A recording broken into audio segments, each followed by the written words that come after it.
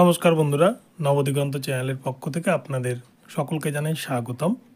তো বন্ধুরা, এই মুহূর্তের একটি সবথেকে বড় আপডেট নিয়ে আপনাদের জন্য আমি নতুন একটি ভিডিও নিয়ে উপস্থিত হয়েছি আমার নবদিগন্ত চ্যানেলে।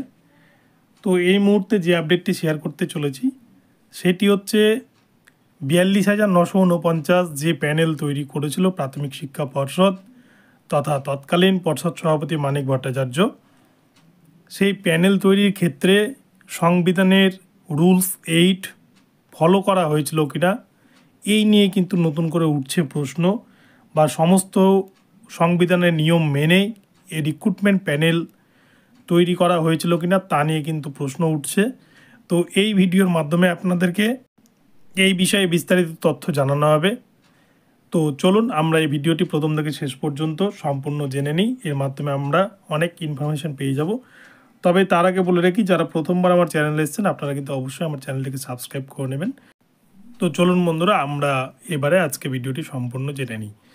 বন্ধুরা, আপনারা জানেন প্রাথমিক শিক্ষা পর্ষদকে আগামী 10 দিনের মধ্যে প্যানেল প্রকাশ করার নির্দেশ দিয়েছে কলকাতা হাইকোর্টের স্বনামধন্য বিচারপতি মাননীয় শ্রী উদিত গাঙ্গুলি মহাশয়।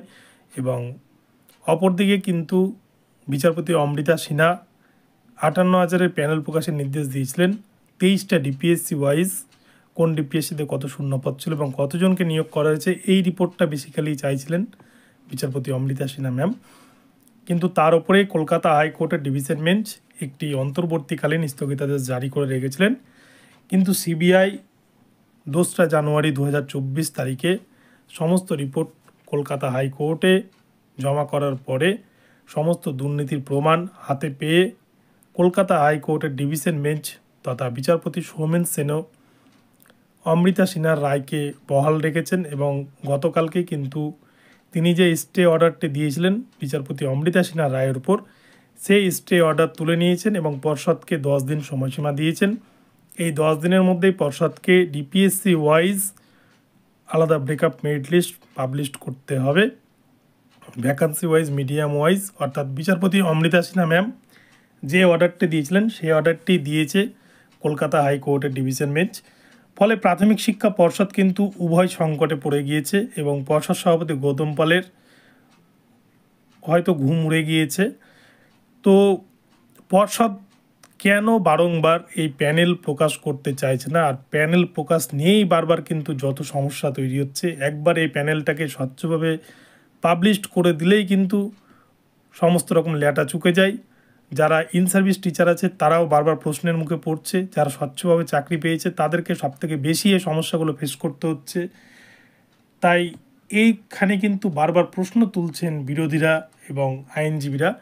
প্রাথমিক শিক্ষা পর্ষদ যেহেতু বারংবার এই প্যানেল প্রকাশ করতে বাধা সৃষ্টি করছে বা তারা বারবার উচ্চ আদালতের দ্বারস্থ হচ্ছেন প্যানেল প্রকাশ করবেন না বলে, তাহলে কি সত্যিই প্যানেলে কোনো গলদ রয়েছে বা আদৌ কি নিয়ম মেনে প্যানেল তৈরি হয়েছিল, এই নিয়ে কিন্তু বারংবার উঠছে প্রশ্ন। চলুন আমরা এটি নিউজ 18 বাংলার একটি ভিডিওতে দেখে নিই। চাঞ্চল্যকর খবর, কেজি দরে ওএমআর শিট বিক্রি হয়েছে। প্রাথমিক শিক্ষক নিয়োগের চূড়ান্ত প্যানেল তৈরির আগেই ওএমআর শিট বিক্রি হয়ে গিয়েছে ওড়িশার পেপার মিলে। 22 লক্ষ ওএমআর কেজি দরে বিক্রি করা হয়েছে। মামলার নথি থেকে এই চাঞ্চল্যকর তথ্য মিলছে। প্রাথমিক শিক্ষক নিয়োগে দুর্নীতি, একাধিক মামলা চলছে হাইকোর্টে। এই মামলার নথি থেকে এবার মিলল চাঞ্চল্যকর তথ্য। সেই তথ্য অনুযায়ী কেজি দরে বিক্রি করা হয়েছে প্রাথমিক টেটের ওএমআর। এর জন্য কোনো রকম ওয়ার্ক অর্ডারই করা হয়নি।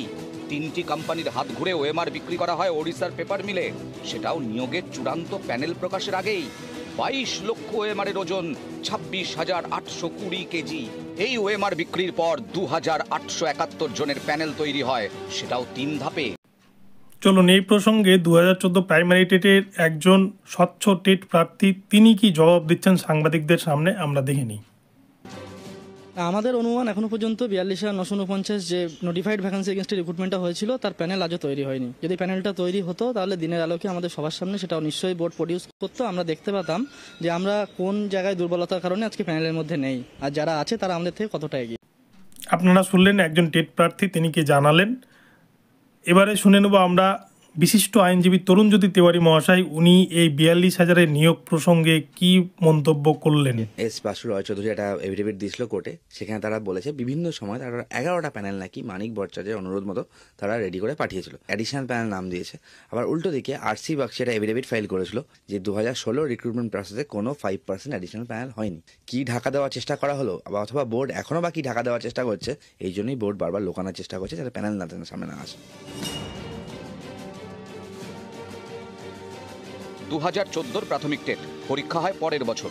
শূন্যপদ 42,949, অতিরিক্ত প্যানেল মিলিয়ে মোট 45,099টি শূন্যপদ। এই প্যানেল তৈরির দায়িত্বে ছিল প্রাথমিক শিক্ষা পর্ষদের confidential section S Basu Roy and company. এরই মধ্যে 40,350 জনের প্যানেল প্রকাশ করে প্রাথমিক শিক্ষা পর্ষদ। তারা জানায়, ওএমআর সংক্রান্ত কোনো অভিযোগ থাকলে 1 মাসের মধ্যে জানাতে হবে। বিভিন্ন মামলার নথি থেকে উঠে আসছে 2018 14 ফেব্রুয়ারি থেকে 17 মার্চ এই মাসখানেকের মধ্যে বিক্রি করে দেওয়া 22 লক্ষ ওএমআর শিট। তারপর 2,871 জনের প্যানেল তৈরি হয়। এই নিয়োগ নিয়ে বিস্তর জল ঘোলা হয়েছে, একাধিক মামলা হয়েছে হাইকোর্টে। বোর্ডের কনফিডেন্সিয়াল সেকশন আদালতে জানিয়েছে তারা 42,596 জনের প্যানেল প্রকাশ করেছে। এই প্যানেল থেকে চাকরি পান 42,083 জন। এরই মধ্যে চাঞ্চল্যকর তথ্য, 2014 প্রাথমিক টেটের 22 লক্ষ ওএমআরই হাওয়া।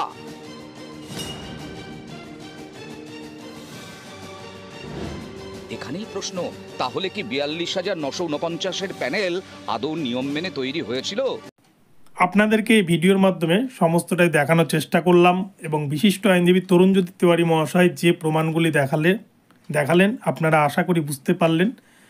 এখানে কিন্তু একটা প্রশ্ন থেকেই যাচ্ছে, 42,000-এর যে নিয়োগ হয়েছিল এখানে কিন্তু কোনো রকম নিয়ম ছাড়াই বা সংবিধানের যে রুলস নাম্বার 8 রয়েছে সেই রুলস 8 ঠিকঠাকভাবে কিন্তু প্যানেল তৈরির ক্ষেত্রে হয়তো পালন করা হয়নি। আপনারা জানেন গতকালকে কিন্তু বিচারপতি অভিজিৎ গঙ্গোপাধ্যায় রুলস 8 অনুযায়ী এই 42,000-এর মেধা তালিকা তৈরি হয়েছিল কিনা সেটা দেখার জন্যই পর্ষদকে হলফনামা আকারে এই মেধা তালিকা জমা দেওয়ার জন্য সফট কপি এবং হার্ড কপি দুটোই কলকাতা হাইকোর্টে জমা দেওয়ার জন্য অর্ডার জারি করেছেন। তো আমাদেরকে এখন অপেক্ষা করতে হবে যে আগামী 10 দিনের মধ্যে প্রাথমিক শিক্ষা পর্ষদ সঠিকভাবে প্যানেল প্রকাশ করতে পারছে কিনা, আর আদৌ কতটা রুলস মেনে যে এই 42,000-এর নিয়োগ প্যানেল তৈরি হয়েছিল তা আমাদেরকে এখন দেখতে গেলে 13ই জানুয়ারি অবধি অপেক্ষা করতে হবে, তারপরেই কিন্তু আমরা এই বিষয়ে বুঝতে পারবো। তো চলুন বন্ধুরা, আজকে আপনাদের জন্য এটুকুটা আপডেট রইল। আগামীকাল সকালে নতুন আপডেট নিয়ে আসবো আপনাদের জন্য। তো ভিডিওটি ভালো লাগলে অবশ্যই কিন্তু চ্যানেলটিকে সাবস্ক্রাইব করে অল নোটিফিকেশন অন করে রাখতে ভুলবেন না। তো চলুন আগামীকাল সকালে নতুন আপডেট নিয়ে আবার আপনাদের সাথে দেখা হচ্ছে।